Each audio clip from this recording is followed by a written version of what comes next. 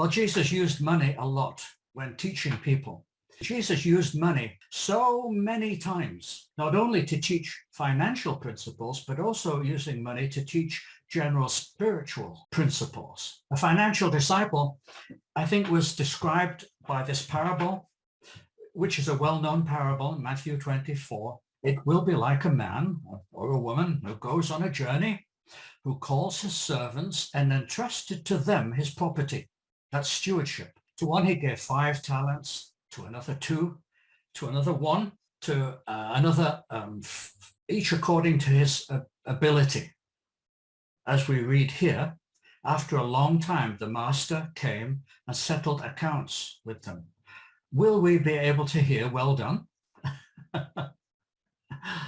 And we read just later in the same parable, well done, good and faithful servant. You have been faithful over a little.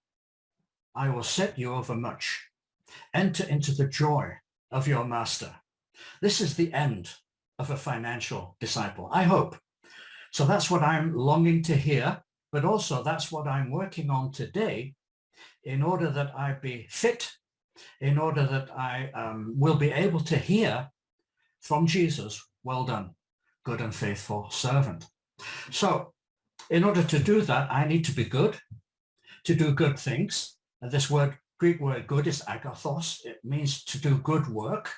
So we need to do good work and use the finances that he's entrusted to us in a good way, according to his ways.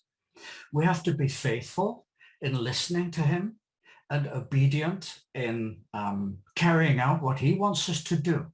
So goodness and faithfulness in finances is necessary in order that he can set us over much. You know, the reward of good stewardship will be more stewardship. If he finds us faithful with a little, he will give us more to manage.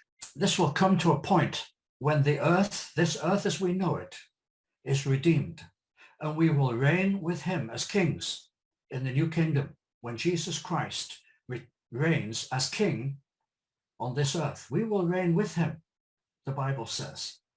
And the position that we have then will be determined by how faithful he has found us to use the resources that he has given us today. So we will be set over much. The Bible says we will be set over nations and over cities. And then to enter the joy of your master.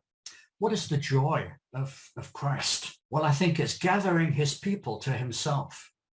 The joy of Christ is the bride of Christ, which is the church. And the joy of Christ will start, I think, at the wedding feast of the Lamb. If you know the Bible, when we are go to be with Jesus, it will all start with the wedding feast of the Lamb. That is joyful. And then Jesus will reign with us for at least 1,000 years on this earth. But we must be found to be good and faithful servant. That is a financial disciple.